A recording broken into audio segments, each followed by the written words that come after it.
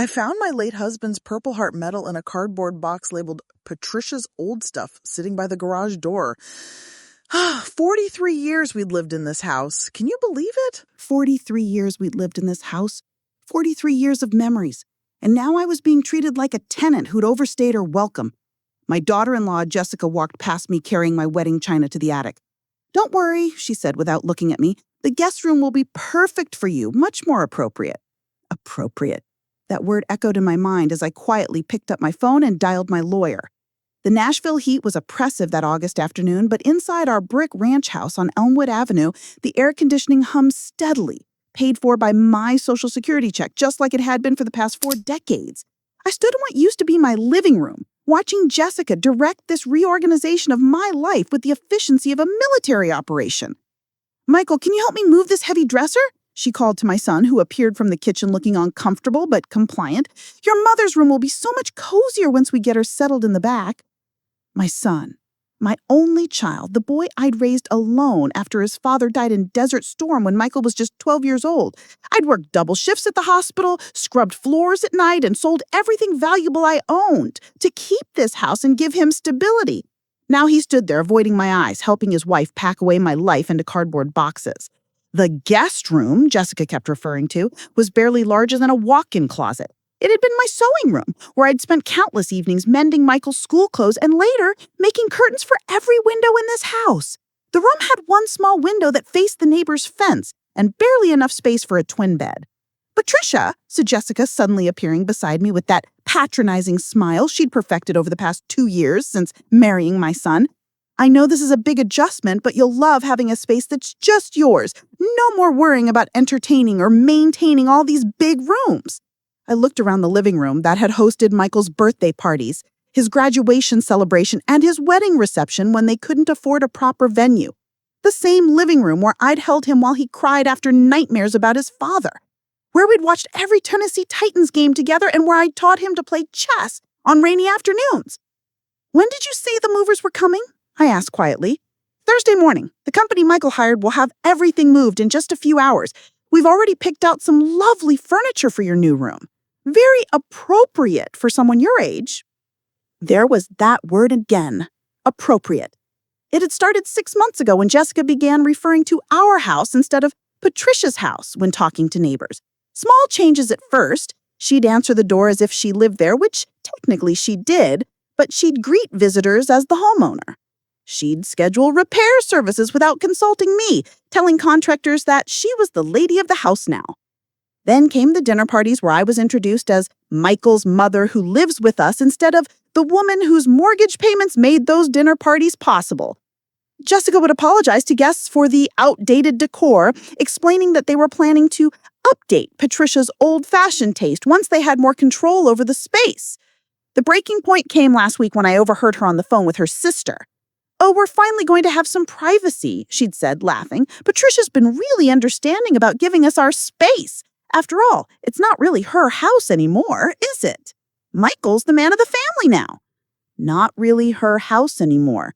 I'd listened from the hallway, my heart pounding, as she continued. "We're moving her to the back room on Thursday. It's perfect. She'll have her own little space, and we'll finally have the master bedroom and the good rooms for ourselves. I mean, she's 68 years old. How much space does one old woman need?" That night, I'd gone to my bedroom, the master bedroom I'd shared with my husband for 15 years and slept alone in for 28 years since his death, and pulled out a manila folder from my dresser drawer. Inside were all the documents related to the house, the original mortgage papers, the deed, property tax records, and most importantly, the will. Michael had been asking me for months to get the paperwork sorted out regarding the house. "For estate planning purposes," he'd said. "So when something happens to you, there won't be any legal complications." I told him we'd handle it eventually, assuming he was concerned about inheritance taxes or probate issues. I never imagined he'd told Jessica the transfer had already happened. Now, watching her pack my Purple Heart medal, the medal they'd given me at my husband's funeral, the medal that represented his sacrifice for our country and our family, into a box labeled like I was some stranger's belongings, I understood the truth. They weren't waiting for me to die to inherit the house. They expected me to simply hand it over while I was still alive and then gracefully fade into the background of my own life. I picked up the Purple Heart from the box, its weight familiar in my palm. "This does not go in storage," I said firmly. Jessica paused in her packing. "Oh, of course, I just thought it might be safer packed away. You know how these old military things can be delicate." "It's not old. It's sacred, and it stays with me." She gave me that smile again, the one that was supposed to be understanding but felt condescending. "Of course, Patricia, whatever makes you comfortable in your new space." My new space. In my own house. That evening, after Jessica and Michael had gone out for dinner to celebrate the upcoming changes Jessica had announced, I sat in my living room for what she believed would be one of the last times. The walls held photographs spanning decades, Michael's school pictures, family Christmases, my husband in his army uniform, our wedding day 45 years ago. I thought about the night we'd bought this house. We were young, barely able to afford the down payment, but we'd walked through these rooms and imagined our future. We'd planned where the Christmas tree would go, which room would be the nursery, how we'd fill these spaces with love and laughter.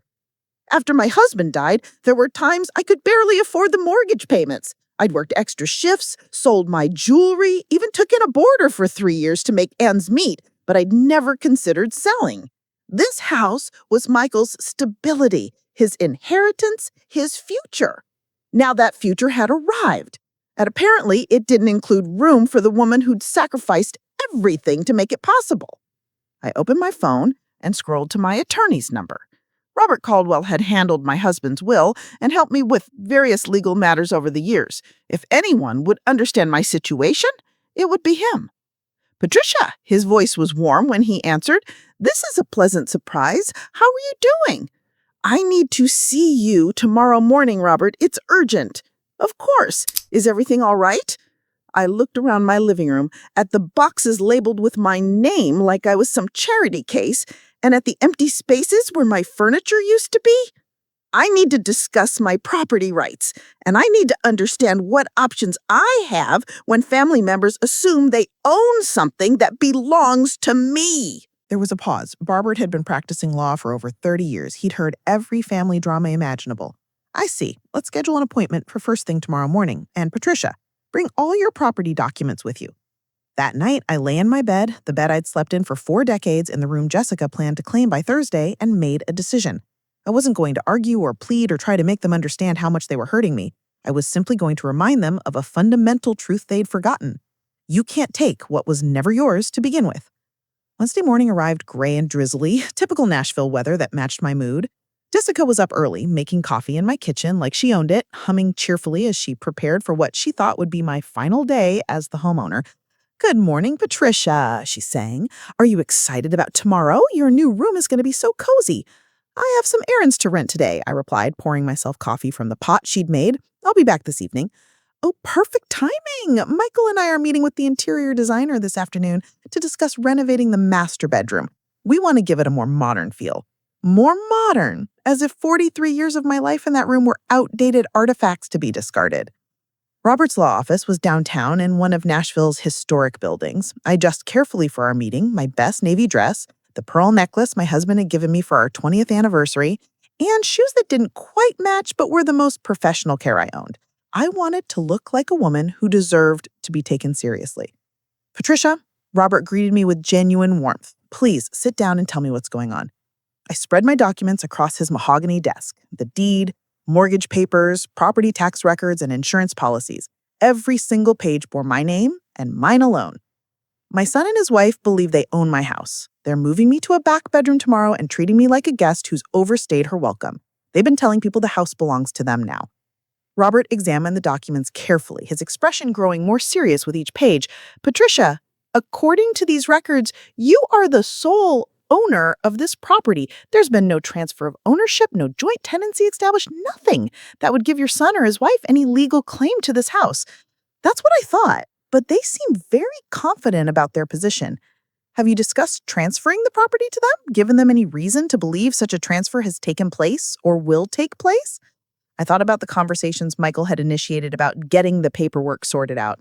My son has mentioned estate planning, but I've never agreed to transfer ownership while I'm alive. I assumed he was thinking about inheritance after my death. Robert nodded thoughtfully. It sounds like there may have been some miscommunication or assumptions made. The important thing is that legally, you have every right to determine what happens in your own home. If you're being made to feel unwelcome or pressured to give up control of your property, we have several options available. What kind of options? Well, first we can send a formal letter clarifying the ownership situation. Sometimes people need legal documentation to understand the reality of a situation. But Patricia, I have to ask, do you want to continue living with your son and daughter-in-law given how they've been treating you? I thought about Jessica's patronizing smiles, her boxes labeled with my name, her plans to redecorate my bedroom. I thought about Michael's avoidance, his willingness to go along with his wife's plans without considering my feelings. No, I said quietly. I don't think I do. Then we have other options. You could sell the house and use the proceeds to establish yourself somewhere else. You could ask them to leave, since it's your property. Or, he paused, studying my face, we could arrange something that might help them understand the true value of what they've been taking for granted. What do you mean? Sometimes people need to experience loss to understand what they had. If you're serious about making a change, we could arrange for the property to be listed for sale immediately. Nothing teaches appreciation like the prospect of losing everything. I sat back in my chair, considering the implications. It would be dramatic, certainly, but after months of being treated like a burden in my own home, maybe drama was exactly what the situation needed. If I listed the house for sale, how quickly could it happen? In today's market, we could have a realtor out there that afternoon, a for sale sign in the yard by evening. With Nashville's housing market being what it is, you'd probably have offers within days. I thought about Jessica's plans to redecorate my bedroom, her excitement about finally having their house to themselves. I thought about the Purple Heart medal in a box labeled Patricia's old stuff. Let's do it. Robert smiled, not the patronizing smile I'd grown accustomed to, but the genuine smile of someone who understood justice. I'll make some calls. By 3 o'clock that afternoon, a realtor named Susan Chen had walked through my house, taken photographs, and provided a market analysis that took my breath away. The property I'd bought for $32,000 in 1980 was now worth $485,000. Mrs. Patterson, she said as we stood in my living room, this house is going to sell quickly. The location, the mature trees, the original hardwood floors. Buyers love character properties like this. I'd recommend listing it at $479,000. We'll probably have multiple offers by the weekend. As she spoke, I heard Jessica's car pull into the driveway.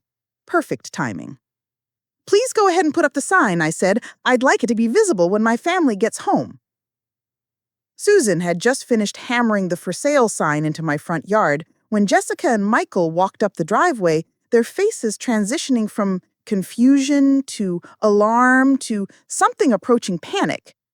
"Mom?" called Michael, his voice tight.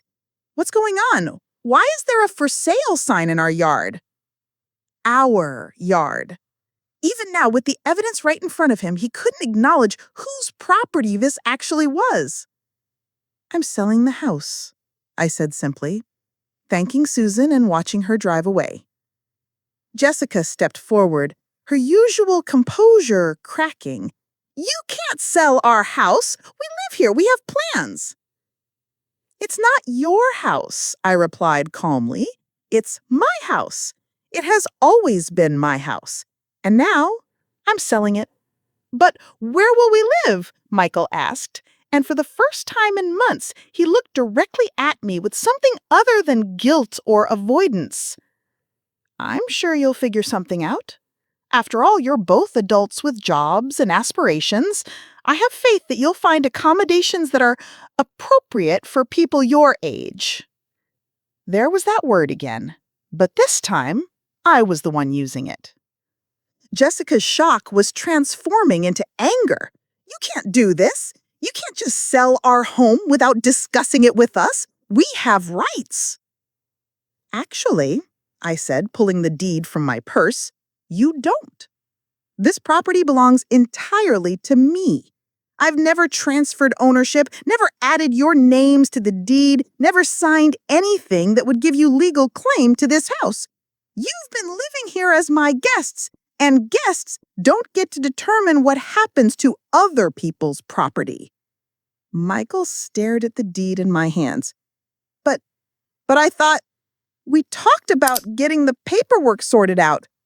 We talked about estate planning for after my death. We never discussed transferring ownership while I'm still alive.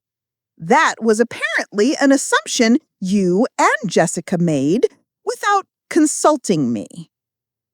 The reality of their situation was sinking in. Jessica sank onto the porch steps, her carefully planned future crumbling around her. But the interior designer, the renovations, we've made plans.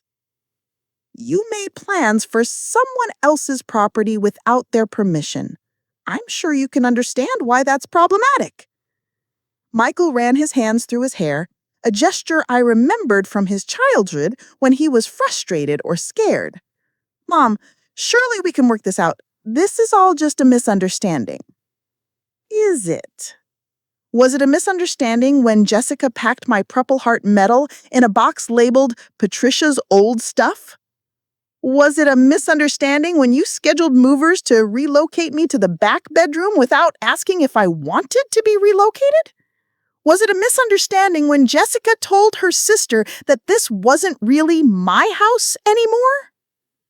Both of them stared at me in shock. They hadn't realized I'd overheard that conversation. I've lived in this house for 43 years. I've paid every mortgage payment, every property tax bill, every repair and maintenance cost. I've maintained this property, improved it, and made it the comfortable home you've been enjoying. But somewhere along the way, you decided that my contributions didn't matter anymore. You decided that I was just an old woman taking up space in what you considered your house. Jessica found her voice again, though it was shaky now. We didn't mean it like that. We just thought, we assumed. You assumed I'd fade into the background while you took over my life's work. You assumed I'd be grateful for a small room in the back of my own house. You assumed I wouldn't notice or wouldn't care that you were treating me like a charity case. Michael stepped forward. Mom, if we made you feel unwelcome, I'm sorry. That wasn't our intention. Your intentions don't matter as much as your actions, Michael. And your actions made it very clear that you saw me as an obstacle to your happiness rather than the woman who sacrificed everything to give you a stable home. The for sale sign stood in the yard like a monument to reality. Within 24 hours, Susan's prediction proved accurate. We had 3 showing appointments scheduled and 2 potential buyers expressing serious interest. Jessica spent those 24 hours alternating between tears and fury. She'd call her mother, then hang up and glare at me. She'd start to say something, then apparently think better of it and storm off to their bedroom, which was still technically my bedroom in my house. Michael, to his credit, seemed to be genuinely trying to understand what had happened.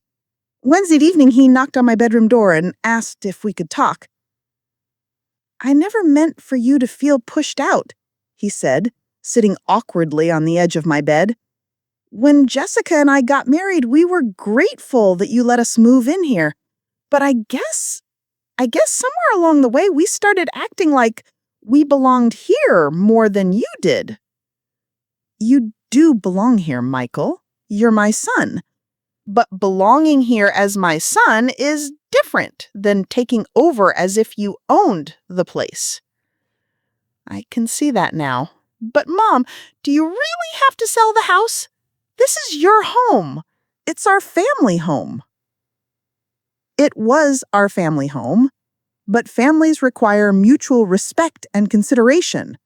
When I became a burden to be managed rather than a person to be valued, it it stopped feeling like a family home and started feeling like a place where I wasn't wanted. You are wanted, he said quietly. I want you here. I've been letting Jessica take the lead on household decisions because I thought that was what married men were supposed to do. And what does Jessica want? Michael was quiet for a long moment. She wants her own space. She wants to feel like the woman of the house. He paused, seeming to realize how his next words would sound. She wants to be in charge. Of my house? Yes. Using my money to pay for utilities and maintenance? Yes. While I live in a back bedroom and stay out of her way? Michael's silence was answer enough. The first offer came in Thursday morning at $475,000. Cash deal, 30-day closing. Susan called while Jessica was packing her clothes. Apparently, she had decided to stay with her sister until they figured things out. Mrs. Patterson, she said, this is an excellent offer. The buyers are a young family with 2 children, and they love the neighborhood. They're pre-approved for financing and can close quickly. What do you think? I looked around the living room where Michael sat staring at his phone, probably texting about their sudden housing crisis. I accept the offer. The words felt both devastating and liberating. This house had been my anchor for 40 decades, but anchors can become weights when they're attached to people who don't value them. Michael looked up when I ended the call. You really did it? I really did. And where will you go? It was a reasonable question and one I'd been considering since my meeting with Robert. I'm going to find a nice apartment or condo somewhere in Nashville. Something that's the right size for one person with no room for anyone to make me feel like I'm taking too much space.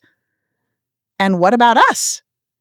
I looked at my son, the little boy I raised alone, the teenager I supported through his rebellion and confusion, the young man I helped through college and his early career struggles. He was 40 years old now, fully capable of managing his own life. You'll figure it out. You and Jessica are intelligent, employed adults.